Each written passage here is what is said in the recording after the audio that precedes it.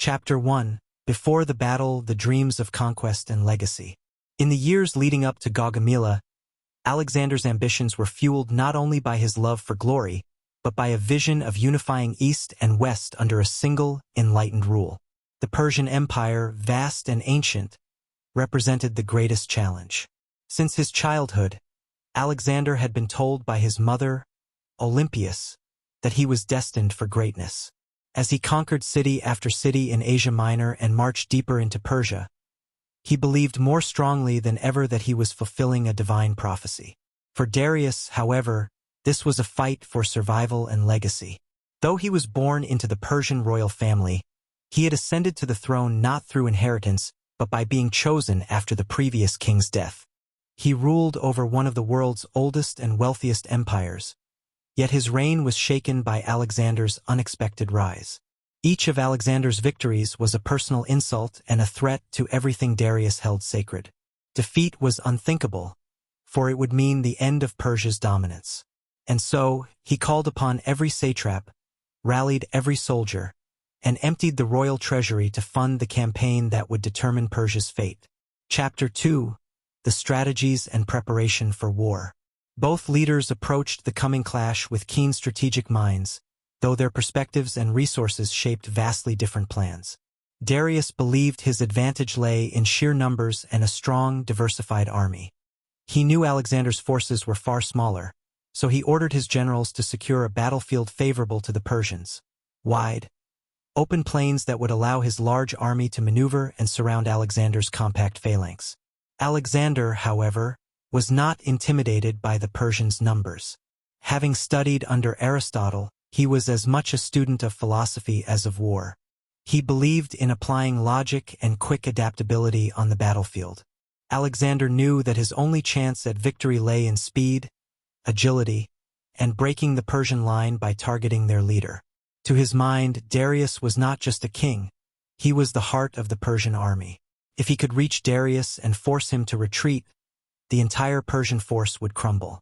The night before the battle, Alexander walked among his troops, speaking to them personally, sharing stories of past battles and the glory that awaited them. His soldiers had faith in him as they would a god. Darius, on the other hand, spent his last moments before dawn alone, in his vast royal tent. He was weighed down by the burden of his empire and the fear that he might fail to protect it. Chapter 3. The Morning of Battle, Gaugamela. The morning air was thick with tension as both armies lined up on the plains of Gaugamela. The Persian forces spread across the horizon, seemingly endless, with chariots, archers, and heavy cavalry glittering in the sun. Darius himself sat atop a golden chariot at the center of his army, surrounded by his best guards. To boost his soldiers' morale, he reminded them of their rich heritage and the glory of Persia that spanned generations. The sight of their king gave the Persian soldiers confidence, and they readied themselves to fight for their homeland. On the opposite side, Alexander, dressed in polished bronze armor and riding his beloved horse, Bucephalus, addressed his troops with characteristic confidence. He pointed to the Persian ranks and told his men, "The glory we seek lies just beyond those ranks. They may be many, but we are Macedonian. We are disciplined, tested in battle, and united under one purpose." His words fired up the Macedonian phalanx, and their cheers echoed across the field. With a blast of trumpets, the battle began. Darius ordered his chariot. In 331 BCE, two of the ancient world's greatest powers collided in a battle that would reshape history. On one side stood Alexander the Great, the young Macedonian king with an insatiable ambition to unite the world under his rule. On the other, Darius III, the last king of the Achaemenid Persian Empire, who commanded the vast resources and armies of a centuries-old empire.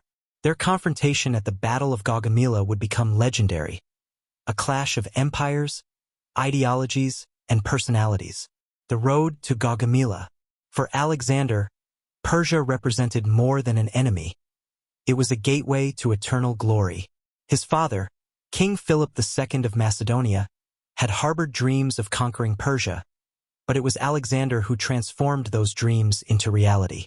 With his conquest of Asia Minor and subsequent victories at the Battle of Granicus and the Siege of Tyre, Alexander sent a clear message: the Macedonian army was unstoppable.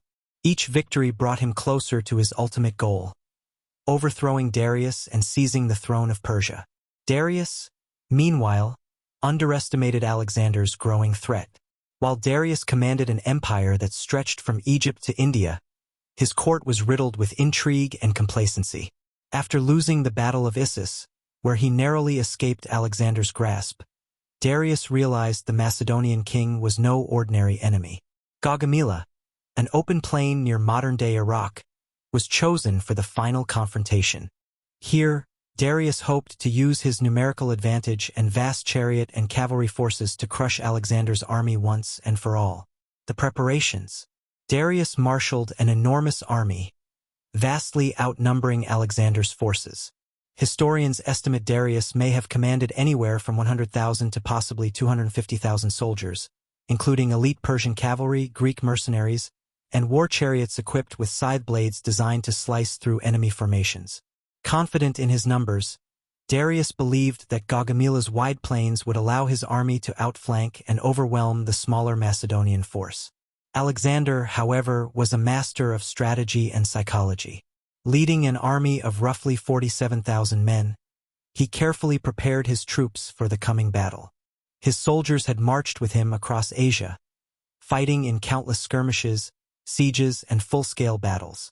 He trusted them as much as they trusted him. Alexander's battle strategy was simple yet innovative. He would draw the Persian army out, create gaps in their lines, and strike at Darius directly. The Battle of Gaugamela, clash of tactics. At dawn, Alexander's army advanced with discipline, moving in a phalanx formation with cavalry positioned on either side. Darius awaited them, confident his scythe chariots would tear through the Macedonian ranks. But Alexander anticipated this. As the chariots charged, his soldiers opened gaps in their formation, allowing the deadly chariots to pass harmlessly through. Those that survived the initial charge were quickly cut down by Macedonian infantry positioned behind the lines. The Macedonian phalanx, a tightly organized formation with soldiers carrying long spears called sarissas, proved nearly impenetrable.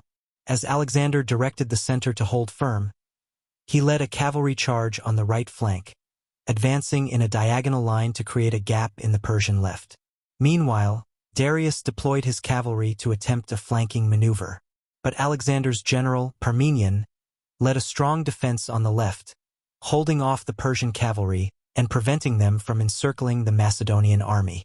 This bought Alexander the time he needed for his bold maneuver. As the Persian line began to fragment under pressure, Alexander saw his opportunity. Leading his elite companion cavalry, he launched a direct assault aimed at the heart of the Persian formation, Darius himself. The shock of Alexander's charge broke through Darius's personal guard, and the Persian king, seeing the chaos unfold around him, fled the battlefield.